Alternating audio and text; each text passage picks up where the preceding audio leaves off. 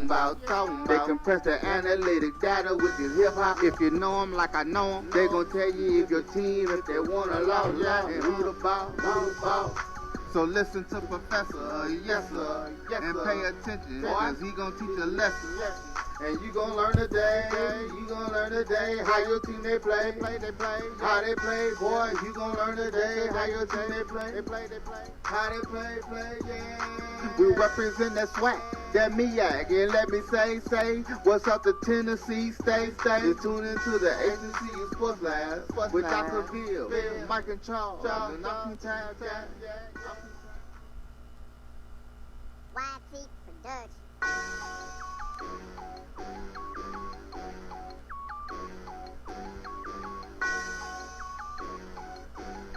Yeah.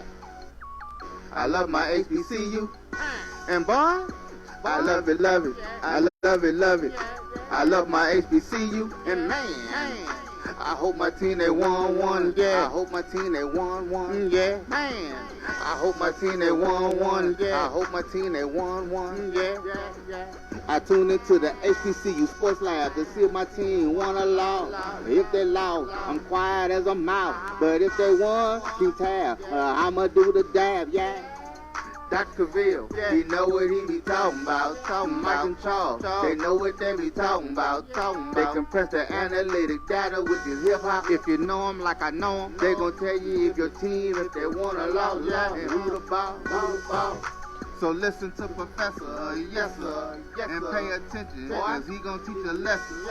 And you gon' learn today, how your team they play, how they play, boy. You gon' learn today, how your team they play, how they play, yeah. We represent that swag, that MEAC, and let me say, what's up to Tennessee, stay. You tune into the HBCU Sports Lab with Dr. Cavil, Mike and Charles, and I'm time. This is Dr. Cavil with Inside the HBCU Sports Lab with Mike Washington and Charles Bishop, brought to you by THG Agency. And Mike is on assignment. Man, how you get put on assignment during COVID-19, man? People working my brother. Sometimes that'll happen. Man, that's crazy. Welcome and thanks for joining us inside the studio lecture hall, the HBCU Sports Lab, for the only weekly sports talk radio show that is dedicated to exploring the sporting HBCU diaspora, including the marching sports' unique HBCU cultural identity, the teams, the bands, the coaches, athletic directors, commissioners, provosts, presidents, big rivalry matchups, classic games, homecoming events, news, and much, much more of the HBCU athletic aesthetics.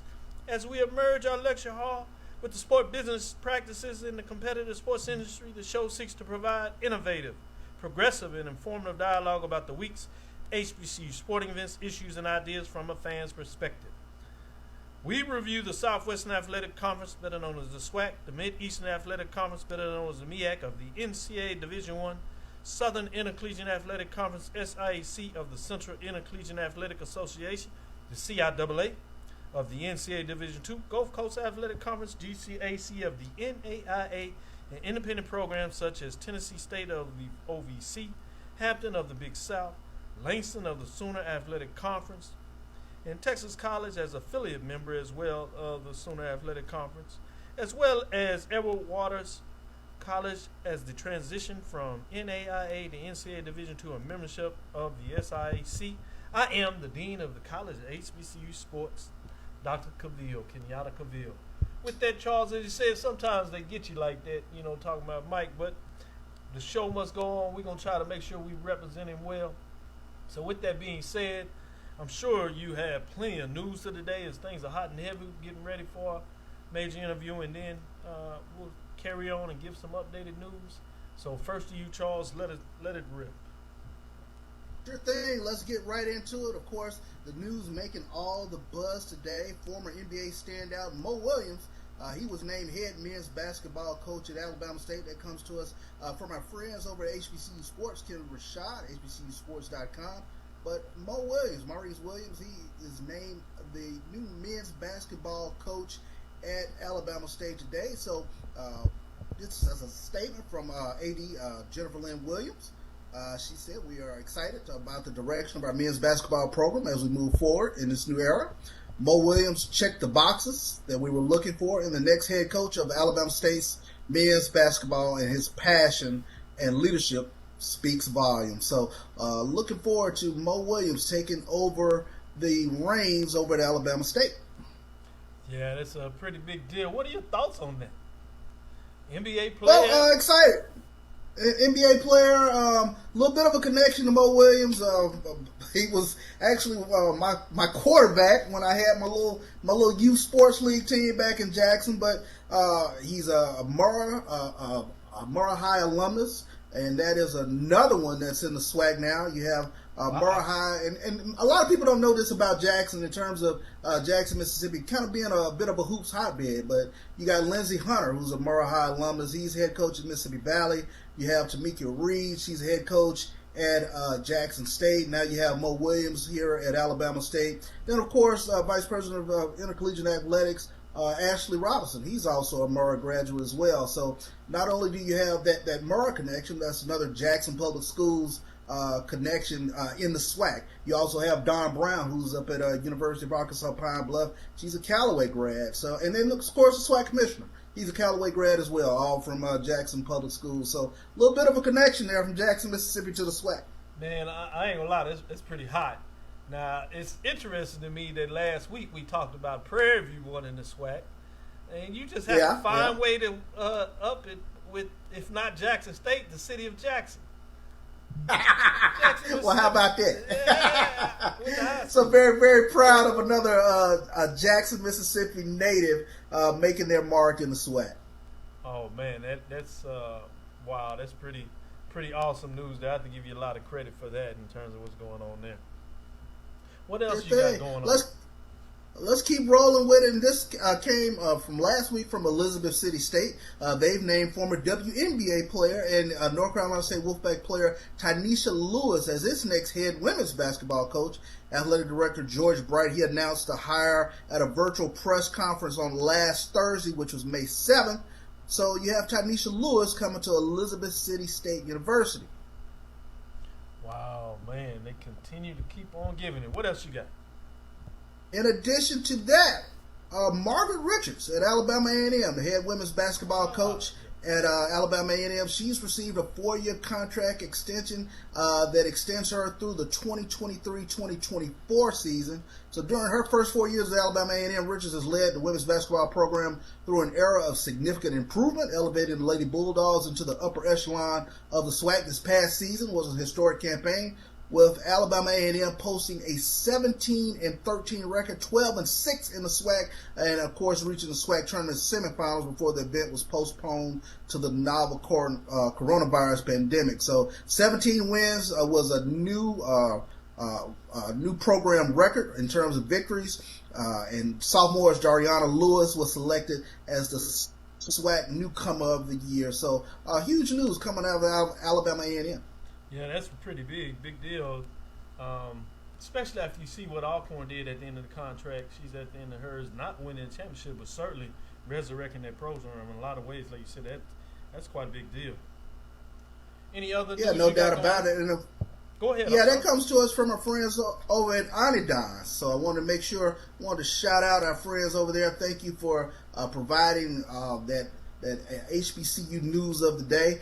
In addition to that, of course, Dr. Cavil, we talk about what we call the diaspora, not just HBCU athletics, but we also talk about the bands as well. And big news coming out of Jackson, Mississippi today as Roderick Little, he was named the director of bands at Jackson State as the venerable Dow Taylor is set to retire after 34 years at the helm at Jackson State in terms of leading the sonic boom of the South. So Roderick Little has been named the director of bands at Jackson State. Huge honor. He is one of the youngest directors of bands that Jackson State has had. He's only 34 years old, but he will be taking over the mighty sonic boom of the South, and he will follow in the tradition of the great William Pop Davis, Harold Hardin Sr., Dr. Lewis Liddell, and O'Neal Sanford, in addition to Dow Taylor. So kudos to Roderick Little for taking over the sonic boom of the South. I like the way you say that when you chop in there talking about the diaspora another good catch. That's big news when you're talking about the bans going on leading into any fall seasons. Obviously, we'll see what that means for this fall with COVID-19 wreaking havoc, literally, in so many different ways. We'll have to see what that means for everybody. But right now, that's some intriguing when you talk about just opening it up. Any other news you got out there that you wanted to share with the listeners at this point? Yeah, we'll continue HBCU Game Day. This comes to us from HBCU Game Day, but Savannah State, they dropped a 9-game 2020 football schedule after one of their opponents, Florida Tech, ended their program this past week. So that's big news coming out of Savannah, Georgia. So following the historic 2019 season, Savannah State, of course, gearing up for 2020. We'll see what happens, but the Tigers released their schedule. That was today. And of course, this marks the 118th year of competition for Savannah State. So their schedule will feature 6 home games, 4 of which are SIAC matchups. The Tigers return to the SIAC, of course, in 2019, which of course is Division II. So after opening the season with a non-conference road game against Livingstone College, they will have a 5-game home streak that ends September and most of October. They'll face Central State September 19th, Morehouse College September 26th, Benedict College October 3rd, which are consecutive home games. So they have a nice home game slate. Then they will host Virginia University of Lynchburg. Then October 17th, their opponent will be Clark Atlanta, where they will celebrate homecoming. In the final 2 weeks of October, Savannah State will travel to Albany, and then they will travel to Fort Valley, respectively, as they face 2 of their oldest rivals in the Albany State and Fort Valley State. Then they will close out the 2020 season November 7th in Theodore Wright Stadium against non-conference opponent Edward Waters College. So that is the Savannah State football schedule for this upcoming season. Of course, they were initially scheduled to play Florida Tech on September 5th, but Florida Tech announced the elimination of its football program on yesterday, May 11th. So big news coming out of Savannah, Georgia, with Savannah State and their football schedule. Yeah, it's fascinating when you think about Savannah State. Obviously, they got off to a hot start last year in the SIAC and did what they needed to do in many ways, but they were not eligible in regards to playing for the SIAC championship. So this year they are. We'll see what that means with everything going on, but dropping to a 9-game schedule with losing Florida Tech, as you said, as they cancel the program, that's fascinating in a lot of ways. But it will be fascinating to see. Savannah State is the real deal. Yeah, we'll see what happens with that. And I wanted to make sure that I mentioned this, Dr. Cavil. Jackson State's Dontelius Ross, he was named a finalist for the 2020 Arthur Ashe Sports Scholar of the Year. Jackson State men's basketball senior Dontelius Ross being named 2020 Arthur Ashe Scholar of the Year, and that comes from the magazine Diverse Issues in Higher Education on May 28th. Diverse magazine will select 1 men's student athlete and 1 women's student athlete out of 1,000 nominees to be the Sports Scholar of the Year, in addition to the entire list of honorees named the 2020 Arthur Ashe Junior Sports Scholar. So this is something that is a huge honor. In order to be eligible, student athletes need to have a minimum cumulative GPA of 3.5 to be at least a sophomore in good academic standing or have been active on their campus and communities. So Dontelius Ross from Jackson State, of course, men's college basketball is one of the 4 finalists, of course, with University of Georgia's Rodrigo Blankenship in football, Virginia Tech's Aaron Boyd in swimming and diving, and University of Houston Victoria's Uriel Garcia in soccer. So huge honor to be amongst the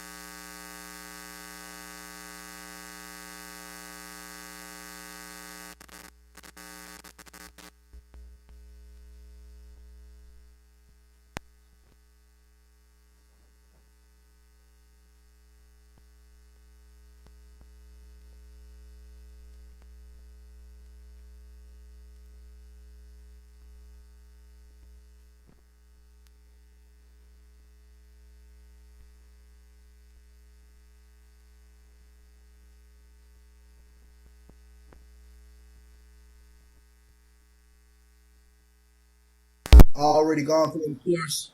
The big news of the day is Mo Williams being named the head coach at Alabama State University. So definitely kudos to Mo Williams for getting it done and coming over from Cal State Northridge to take over this program at Alabama State University.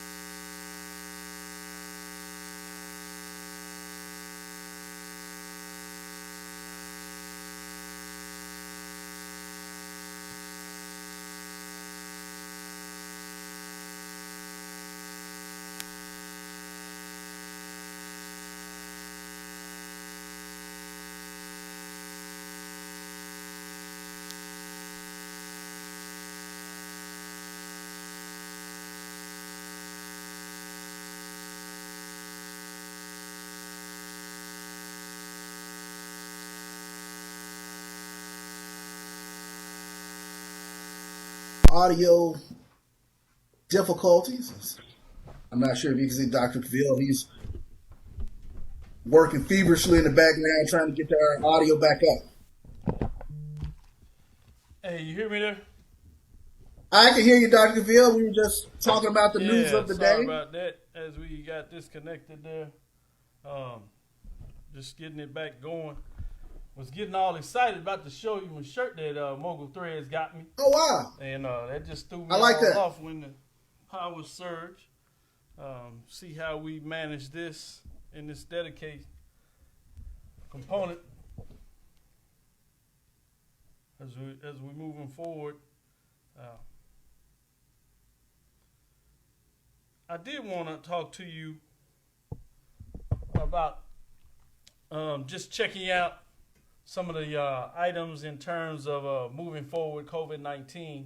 But there's one additional item that I need to plug up that I want to check on before we get back into it. So if you can just continue with some of your thoughts on that, and then I'll get right back to you. Well, I think, Dr. Cavil, moving forward, there's a lot of questions in terms of what we're going to be taking a look at with. I think there's going to be some change, some definitive change in terms of what happens with various teams.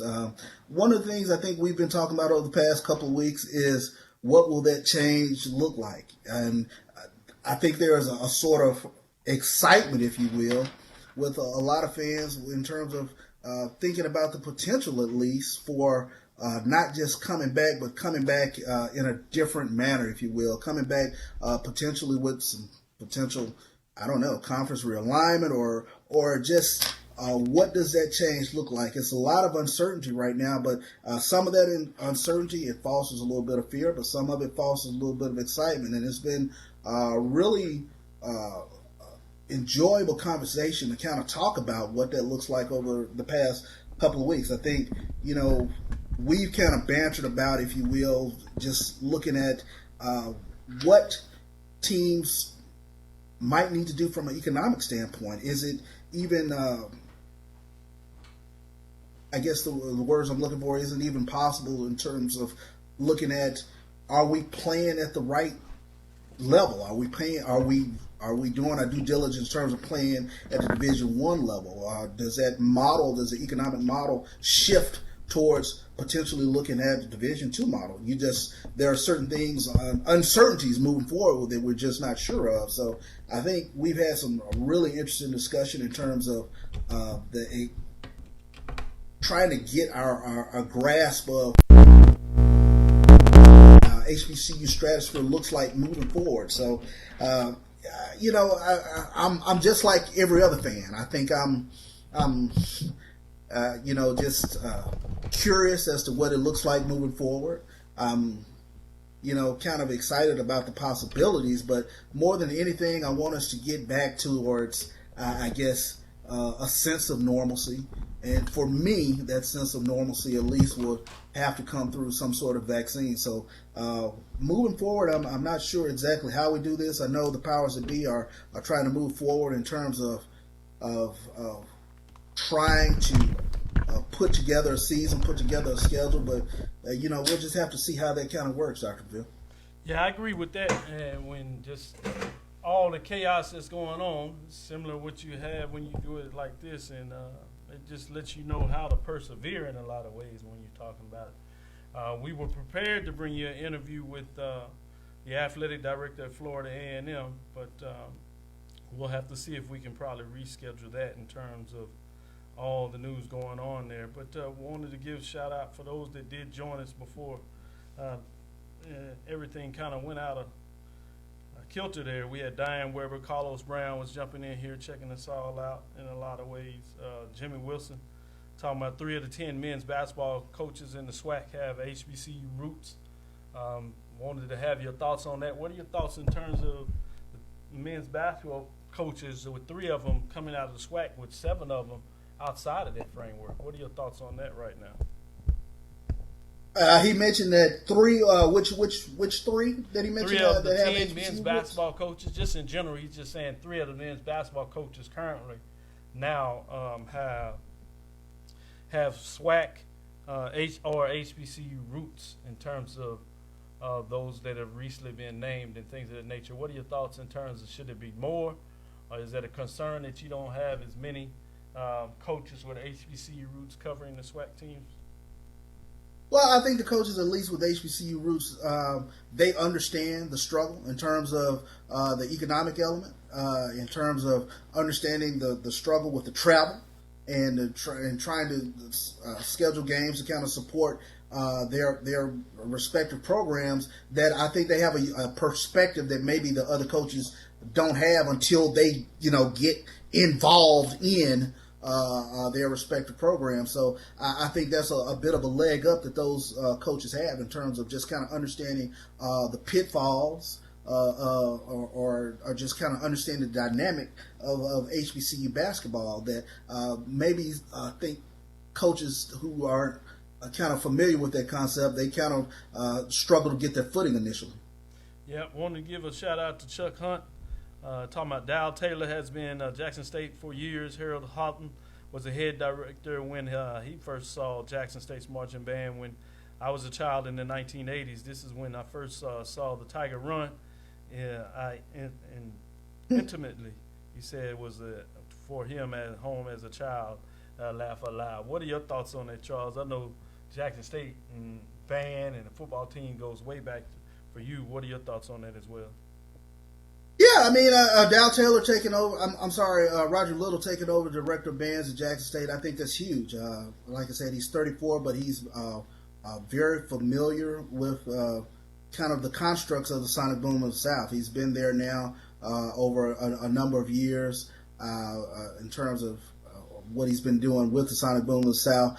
And for a lot of us who've really grown up in the SWAC, and especially Jackson, Sonic Boom of the South is a fixture within the city, a fixture within the state, nationally known, internationally known, and to take over the Sonic Boom of the South, I think is a testament to the hard work that he's put in. Of course, prior to Jackson State, he was director of bands at Lanier High School. So Lanier, in some ways, they call them the baby boom. So he's just been intimately associated with the Sonic Boom of the South as a student, as a graduate student, as a band director, and now he takes over the Sonic Boom of the South as director of bands.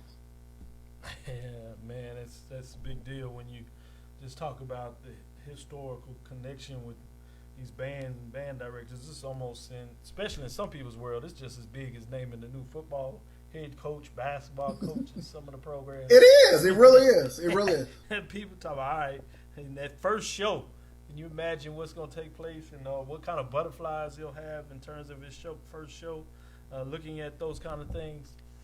We'll do and this. It'll always be a comparison. It'll always be a comparison to the prior director band. So he has big shoes to fill because Dow Taylor was a fixture for Jackson State University. Yeah, talk a little bit about how you feel in regards to just what that means, being a fixture at a program such as Jackson State on the band side, and trying to fill the shoes over the years. What do you? Is there anything that he has to do in that first show to live up to it, or should he try to do his own thing? What are your thoughts in terms of that first show?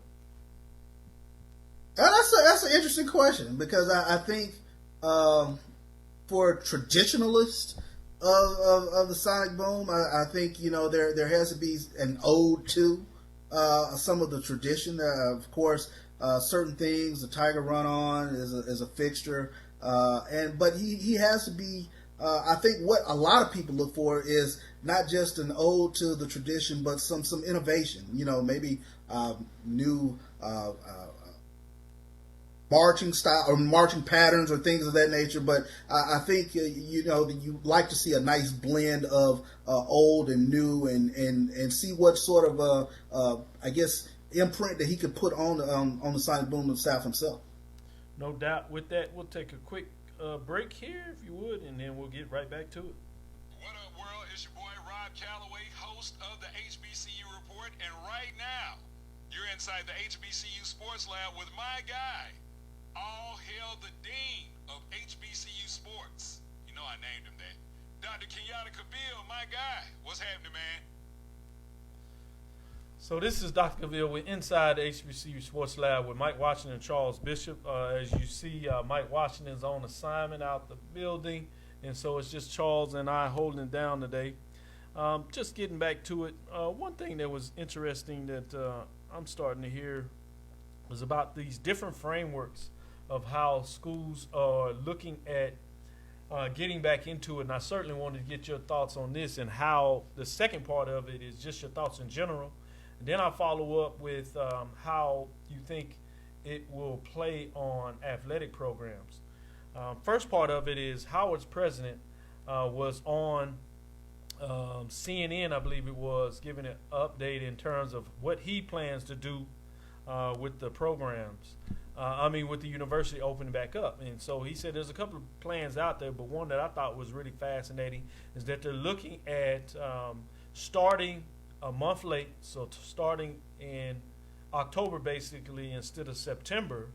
Then they're talking about closing early, ending the semester early instead of, first part of December in November. He wanted to get outside of the flu season because they're talking about there's a chance of it coming back. And so the classes will be elongated. I know another program, I've heard this from Rice University, Texas Southern University, some options out there where they're looking at where the classes may be a little longer with more breaks in between the classes instead of like the 10, 15 minutes you get between your different classes. But for example, if you did a Monday, Wednesday, and Friday class, you would have half the students, let's say you have a class of 30. You would have half the students, 15 students, go to the class on Monday. The class would be elongated. Another 15 students would go on Wednesday, and then on Friday they would have like a hybrid model, so it'd be online. There was some conjunctions where they're talking about some students would have the option to be able to take their classes online fully. Those that needed to come back could come back, and they would quarantine them in a certain housing unit, apartments, dorms on campus in such a way that it's a little more safer in terms of the social distancing. So those are some components. I know in the D.C. area, he was talking about that they might share the housing facility among the several universities in the area for those that are having to come back, with a lot of students thinking that they'll probably try to do the online program. What is your thoughts on that in general? And then we'll come back with the second part of that question. Well, I think the first thing that hits me is that's a lot of innovation and a lot of change, and I guess my first question is why, when you can maintain the social distancing online.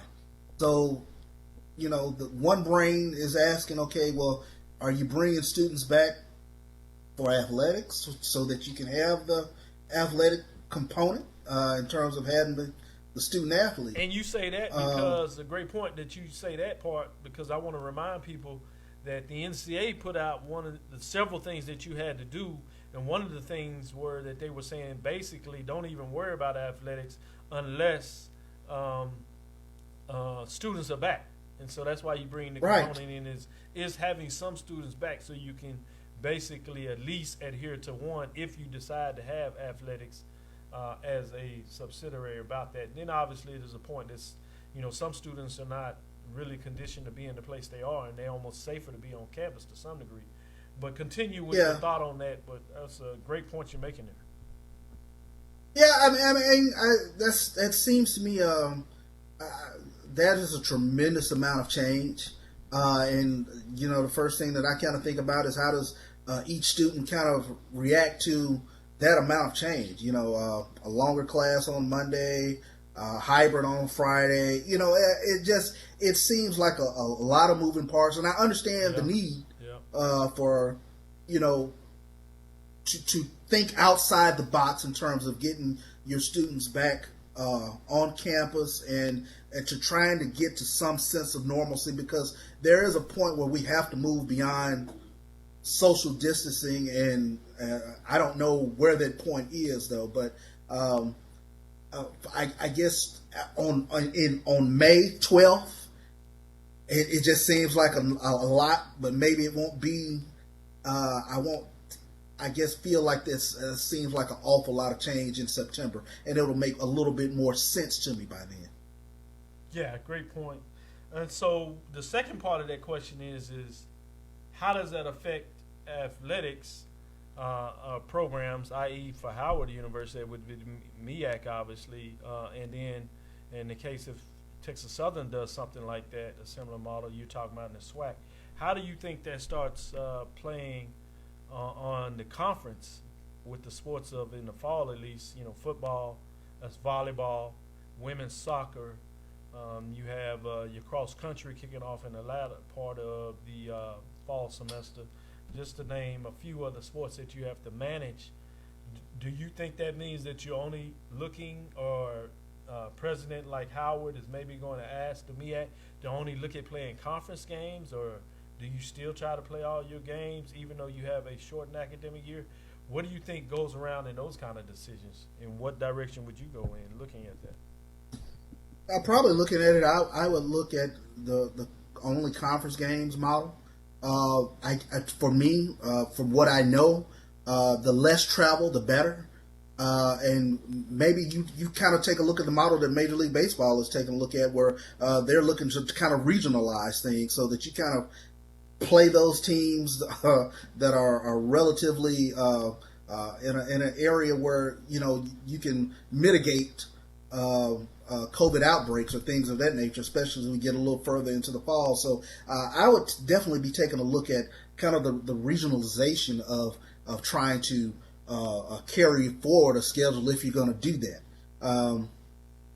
You know me, right now, I'm questioning, the rush to get back until we're a little further along in terms of finding something a little more definitive in terms of making sure that everybody can come back safely. So I'm probably not as a big a fan of moving so fast to just get back to just for the sake of getting back. I'm not quite there yet on May 12th. I could probably, totally be different by June 12th or even July 12th. But as May 12th, I'm questioning, a lot in terms of why.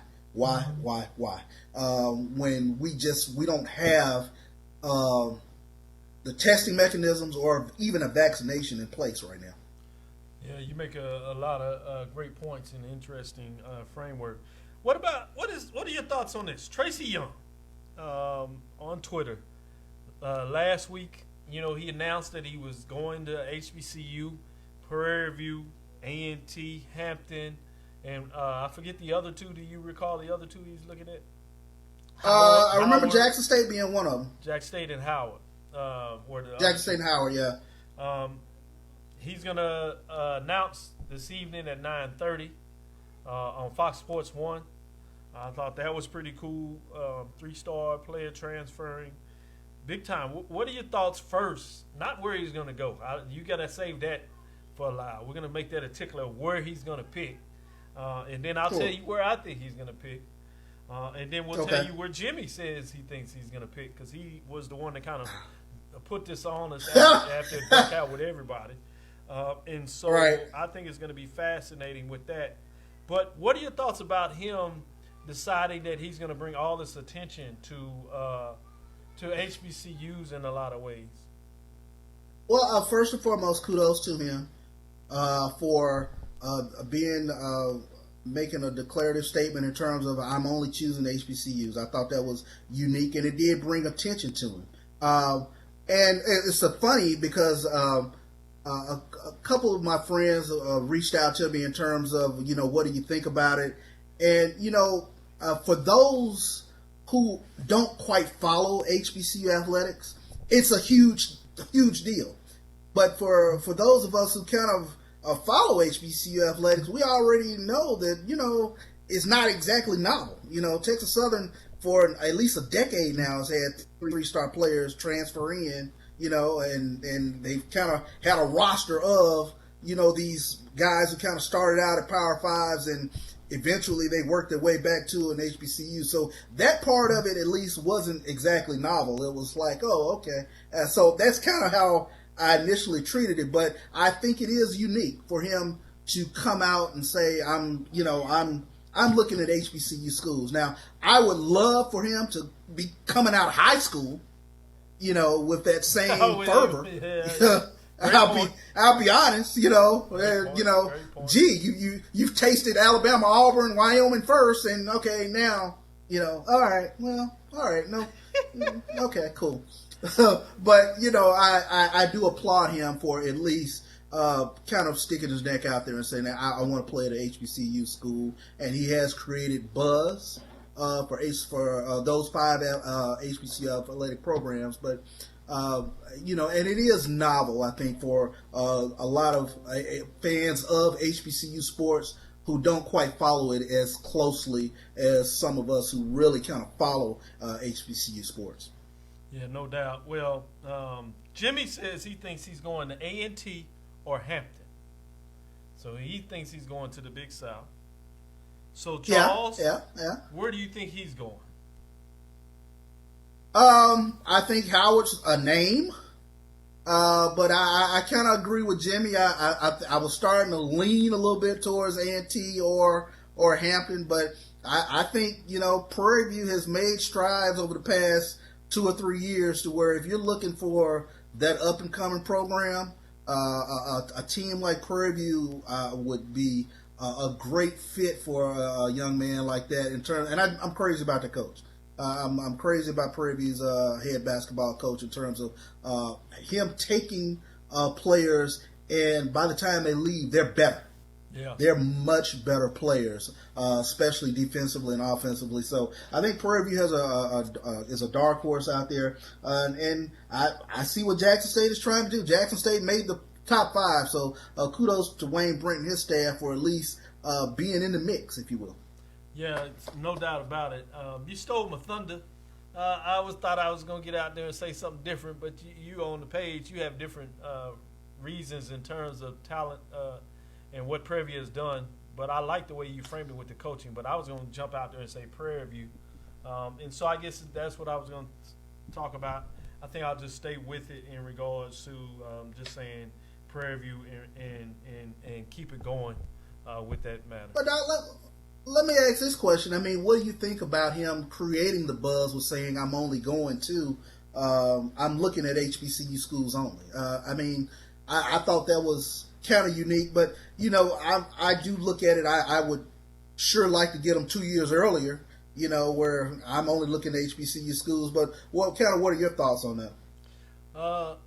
I thought Dwight Moore's question, as you said, was interesting. Why would people be okay with the black kid only looking at non-HBCUs but wonder why he would only look at HBCUs?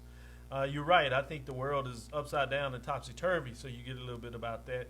I think, like you said, the people are excited about it and excited about it, but I think you still have the old sentiment that because he's looking at HBCUs, something is wrong and not understanding, one, the culture, as we talk about the sporting HBCU diaspora, the HBCU cultural aesthetics and how important they are to a lot of people, especially when they put out there.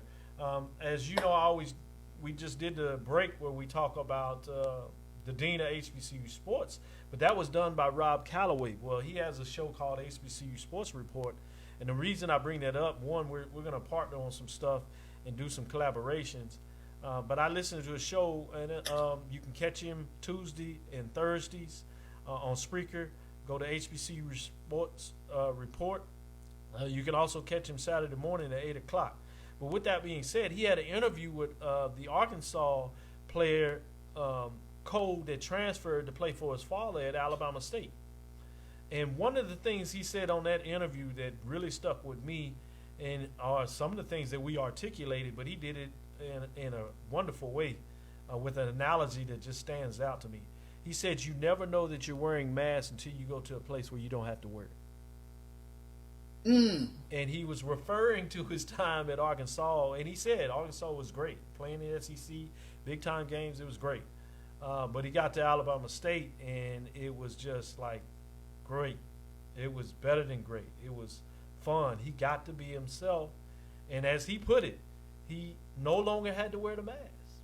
And because of the world is upside down in a lot of ways, that we almost associate with everything being non-minority or non-African-American or just non-black, let me put it out there, that you think that your best opportunities are with these, what I refer to as HBCUs, historically white colleges, universities. So you go and do that. But you don't realize that oftentimes when you're there, although a lot of things are great, that you can't necessarily truly be yourself. That you're always controlling yourself to a certain degree. And you don't realize that until you go to somewhere else, in this case HBCU, where again, as he said, that you don't have to wear that mask. So I thought that was a great point he made with that. And that's where I would kind of come on that.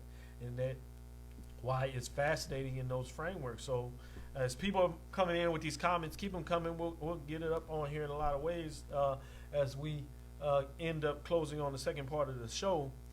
And so Howard, Jimmy says Howard is on the outside looking in. So he says he sees that on the outside looking in. Michael D. Jones is checking this out. Hunt says A&T is a hotbed for recruits and transfers from Power 5 institutions right now. So like Jimmy says with Hampton or A&T, he thinks A&T is the front runner in this case. Jimmy also adds they look at both coming out of high school, but he chose a Power 5 and then transferred to a JUCO for more playing time. So we see a lot of that.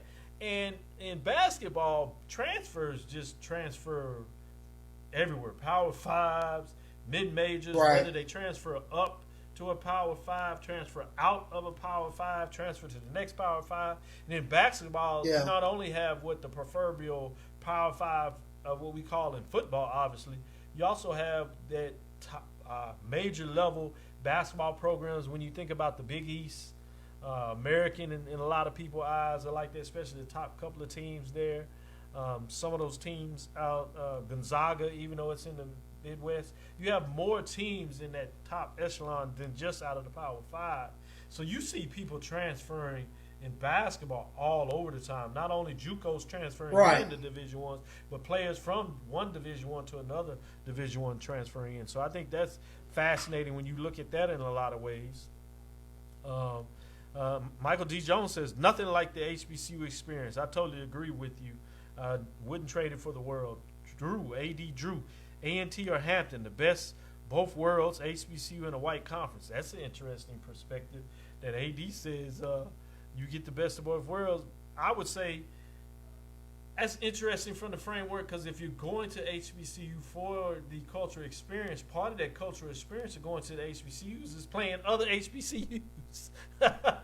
So you could be in a that changes the dynamic. Yeah, you play in a historic white college. You can play against HBCUs if that's the course.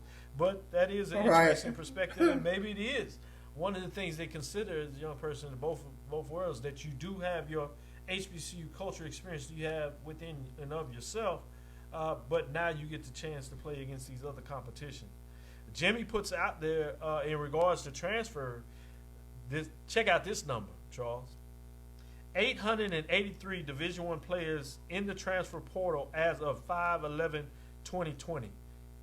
883 players. That's nearly 1,000 players in the transfer portal, just giving you an indication of what's taking place there. So, man, that is fascinating when you just talk about what goes on in Division I basketball. With that, and Roger Holmes says all sports, in terms of that, you don't have as many transfers with all sports, because in the other sports, it's a little more dynamic with the different levels you have, and conferences and football often have the concern you have with transferring and having to set out a year. It's a little more challenging in regards to that, but he's referring to more to just football in terms of transfer. Yeah, you do see a lot of transfer in football as well, so that's something to think about in terms of what's going on there. Any final thoughts as we kind of come up to the closing hour of the show, Charles, in terms of the news of the day? What are some of the biggest news of the day, or what are the things that you're looking for as moving forward? Obviously, you talk about the hire of Alabama State with their new men's basketball coach, professional stance, played in Alabama. What do you think that does with Alabama State, before I let you have your own personal closing thoughts? Well, I think it gives Alabama State a presence in terms of having an NBA coach, or a coach who can bring that cachet. He has ties, of course, to Mississippi, having basketball in Mississippi, and then has some ties, of course, from playing basketball in Alabama, so he understands the landscape of basketball in the South. With him being an assistant coach at Cal State Northridge, he probably has access to players out in the California area. So we'll have to see what it looks like in terms of recruiting, what that recruiting will look like for Alabama State, and we'll also have to see in terms of what he does to kind of fill out his staff and go from there. So big things in store for Alabama State basketball. Yeah, great point. No point about it. When you also think about the fact that in a lot of ways, it's just fascinating what's going on. One on HBCU game day conversations with Tali Carr. So look for that interview coming up this week. Get you some particulars. I'll paste it inside the HBCU Sports so you can do that. So I give some updates in terms of conference. Wide range of issues from the academic side all the way about how the academic side affects athletics. So in a lot of ways just giving that type of perspective. So I was really excited about doing that interview with Tyler Carr at HBCU Game Day. You can catch it on YouTube as he's coming on there regularly, I think like 3 times a week to give you some updates and news, what's going on there. It's going to be fascinating as things continue to move forward during this time. You're starting to see folks opening up in that today. No, we did not get in Mr. Gosha tonight. He was supposed to come in. We'll try to reschedule. Hopefully everything's well with there. I don't know what took place there, so we'll call and see what can go on. Obviously, they're in the Eastern time zone, and so we sent both time zones, so hopefully he didn't get mixed up in the time. But Erwin Renzo will work on that again to see if we can get him back on the air next week, as we were not able to get him into the studio today. So we see what's going on. As you see, if you look closely with Charles in the background, he did his homage to Florida A&M playing Southern down there. So we'll see if we can do a redo on that as we reach back out to him. Thank you for that question there. Dwight Moore says, has the impressiveness of playing at an HBCU versus an HBCU fallen off by low attendance at the games? The arenas used to be packed and electric. I think that's an interesting point, but I think you have to be careful if you really jump out there a little further, other than the Power 5 blue blood schools, but even some of the Power 5 and all that, basketball is down in terms of attendance. It's down across the board at all levels. So I think that's something to keep your heads on. With that, we'll be coming to a close here. So just wanted everybody to think about what's going on a little bit more as we start to bring it up. YT Production. Bringing you up on the latest and updates. Just remember, John Morant was a 2-star recruit that didn't receive an offer from any D1 HBCU. Yeah. Another great point. I love my HBCU. And boy, I love it. I love my HBCU. And man, I hope my team they won one, yeah. I hope my team they won one, yeah. I hope my team they won one, yeah. I hope my team they won one, yeah. I tune into the HBCU Sports Lab to see if my team won or lost. If they lost, I'm quiet as a mouse. But if they won, keep tab. I'ma do the dab, yeah. But as you have to do in life, we keep moving know what he be things talking about. Talking about they know what they be talking about. They compress the analytic data, which is hip hop. If you know them like I know them, they gon' tell you if your team, if they won or lost, and who the ball. So listen to Professor, yes sir, and pay attention, cause he gon' teach a lesson. And you gon' learn today, how your team they play, how they play, boy. You gon' learn today, how your team they play, how they play, yeah. We represent that swag, that MEAC, and let me say, what's up to Tennessee State? You tune into the HBCU Sports Lab with Dr. Cavil.